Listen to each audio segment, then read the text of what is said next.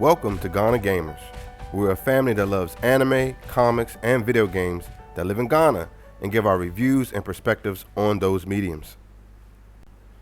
Today, we will bring our review of the Amazon Prime adaptation of the Invincible comic created by Robert Kirkman, which just finished up its first season this past week. Kirkman is also one of the creative minds behind the Walking Dead comic series. This review will definitely include spoilers, so if you've not seen the first season or at least read the first 12 issues of the comics and do not wish to have the plot spoiled, go and check them out and then come back for our review. We will be making a comparison between the comic and the television versions of the story. Much like the Walking Dead TV show, the Invincible comic was adapted to television format with the first 12 issues summarized in less than 10 45-minute to 1 hour long episodes. Also like the Walking Dead television adaptations, I found the comic version to be far superior in terms of narrative and pacing. Now, let me first clarify that I enjoyed the Invincible TV show, and it is a definite must-watch. To those who are unfamiliar with the book or the show, this is a much more graphic and violent version of the superhero genre that we're all too accustomed with, and it has many likenesses to some of the most iconic comic book heroes that are brought to life in this gritty and visceral world. The action brought in the show frankly trumps anything seen on the written pages, and every punch and gory dismemberment is brought to thrilling life on the live screen in ways that just cannot be achieved in the comics. That being said, we do feel there was definitely a missed opportunity in storytelling here, and the narrative and pacing of the comic was not done true justice in its television show counterpart. It was good, it just was lacking something great. So as stated, this show covers the first 12 issues of the comic. It does so over 8 episodes that are nearly an hour in length, and each of the comics have content to fill about 20 minutes of live television at the most. So this means they could have given about 16 issues of content over its 8-episode season. However, it did not deliver and missed the mark on some key features of the book by jumbling the story around, which in some cases made perfect sense, yet content from 10 issues later just did not fit the narrative well. One of the biggest draws of the comic is the characters. The characters and the development in this world are the cornerstone of Invincible. For whatever reason, the show detracted from that. The show took somewhat of a misogynistic twist compared to that of the comic, with most of the male characters coming off as jerks or altogether unlikable characters. Even the female characters became more likable for seemingly no reason I could think of, and this took away from the qualities of the story. Allow me to provide a few examples to illustrate my point here. The main protagonist in the first season of the show is the Superman archetype character, Nolan Grayson, who is called Omni-Man and is the father of the main protagonist, Mark Grayson, who is the title of the character, Invincible. In the comic, Omni-Man is a perfect husband and father and is far more likable than his television counterpart. Now, this impacts the story directly, as one of the biggest moments of the comic was when Nolan kills the Guardian of the Globe in issue number 7. He does so with ease and sustained no damage to himself, illustrating just how powerful Nolan truly was. The Guardians were not featured early in the comic, and as soon as they were introduced in issue number 7, this great and good-natured superhero, Omni-Man, kills them for apparently no reason at all. No one had a clue, and no one suspected Nolan at all. Not Damien Darkblood, not Cecil, and especially not his wife. No one had any reason to. In the show, Nolan kills him at the end of episode 1. However, they took their toll on him and ended up hospitalizing him, leaving him as the lone survivor of an attack by an unknown assailant. This took away the shock factor of the event, as we hadn't even got to know the character in the show, and he's already shown his true nature, and with him being the only survivor, he was obviously the primary suspect in the murder of the Guardians. So the other characters such as Damien Darkblood figured it out pretty easily and then shared his concern with Nolan's wife. As the show goes on, Nolan continues to display very unheroic characteristics in the way he treats his wife by asking her if she even dares question him, as well as he related to the world around him. He told Mark, his son and fledgling hero, that helping a known villain titan and saving a poor neighborhood plagued by a supervillain was beneath him. He even sat beside and watched as Battle Beast nearly killed his son, as well as the new Guardians of the Globe, with little effort. So while the comic left readers in suspense, wondering why Nolan, who was this seemingly good man and hero, did this horrible thing, and maybe he was really doing something good that we just didn't yet understand, the show had him out as evil natured from the very first episode, detracting from the drama and suspense surrounding his actions. Even Mark was given unlikable qualities not seen in the book, like when he was out at night flying and his mother told him to go to bed, and he tells her to make him. Mark never challenged his mother's authority or made her feel small in any way in the comic, and it seemed unnecessary and outside the character that his father raised him to be. The show portrayed Mark as an aloof teenager with bad grades and little to no interest in college, while in the comic, Mark had great grades and a great SAT score. He decided to visit a college with his friend William, who was the one with bad grades and no real interest in college.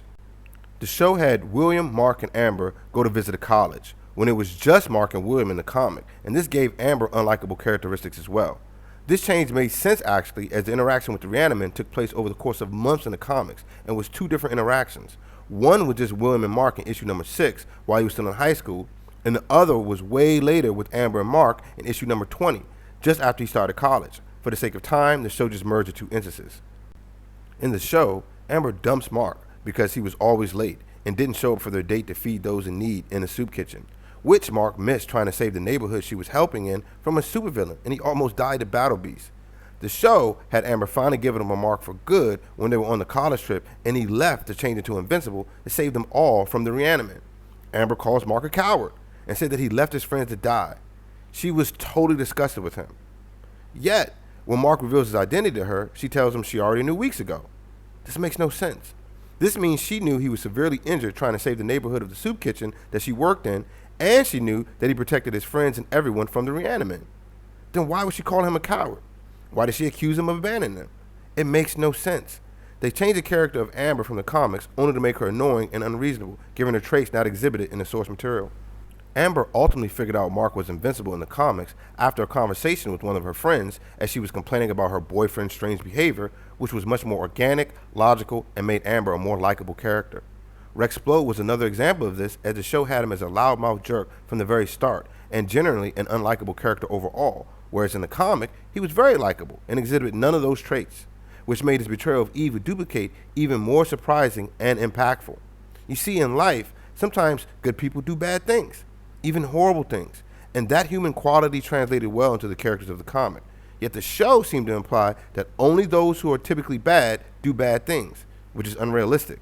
How often do you hear tales of people doing horrible things and their friends and family stating that they never saw that coming? That is life and is true. By making Rex a jerk in the show, it's as if the show is saying that Eve dated a jerk and no one should be surprised by his actions, least of all Eve.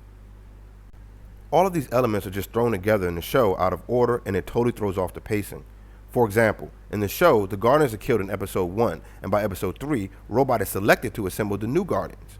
However, in the comic book, Robot alone is invited to join the already existing Guardians in issue number 6, just before they were themselves introduced and killed in issue number 7. Robot immediately disbands Teen Team, who are not heavily featured at all in the early issues, as it just focused on Mark and his team-ups with his great heroic father, and the entire Teen Team, including Rex, were happy for Robot, and they had nothing but words of encouragement for him. Robot leaves their headquarters for use by anyone on the team that still wanted to utilize the facilities, and it was after this that Eve caught Rex and Duplicate together in the empty tower. Eve immediately goes to her friend Mark, who consoles her, and the two become even closer, further developing their relationship as colleagues and friends. In the show, Eve goes to Mark only to find him there with Amber, who is not even introduced as a character until issue number 8 in the comics.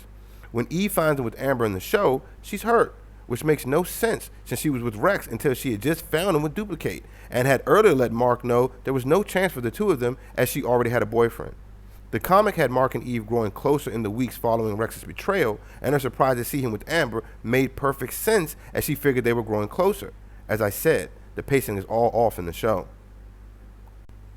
In the comic, when Eve saw Mark with Amber, she began to distance herself from him and wasn't even present in the fight between Mark and Doc Seismic at Mount Rushmore, nor at the fight between Mark and Nolan. By issue number 9, the Marler twins revived Immortal in attempts to control him, which is exactly what happened in the show. However, the theme of the show, attempting to show just how bad Omni-Man was, continued to detract from its own narrative. In the comic, when Mark witnessed Nolan kill Immortal for the second time, as did the whole world who saw it on television, Nolan is generally kind and calm and tries to reason with Mark gently. Mark is the one who reasonably rises in anger and decides to challenge his father. Nolan did commence to beat the brakes off of Mark, no doubt. Yet, he was not some red-eyed maniac, and the beating was not nearly as malicious as what was displayed in the show. Nolan punched Mark less than 10 times in the book. One knocked him into Chicago and killed thousands. However, there was no scene of Mark trying to save a mother and her child, and Nolan ridiculing all the people he had killed. Nolan did indeed knock him underground, where Mark derailed a train, yet Nolan never held him by the neck, killing hundreds of people as some abject lesson. When Nolan slammed Mark into the ocean, he never hit a cruise ship, killing everyone on board, as was shown in the show. Nolan did indeed beat Mark all over the world, which knocked Mark into a mountain and caused an avalanche, yet there was no huge death toll because of it. There wasn't even the pummeling Nolan gave Mark as he laid helpless on the mountain. Nolan punched Mark one time, and when he asked what Mark would have after 500 years due to their long lifespans, Nolan began to tear up when Mark replied that he would still have his dad. Nolan couldn't bring himself to hit Mark again after that, and he left.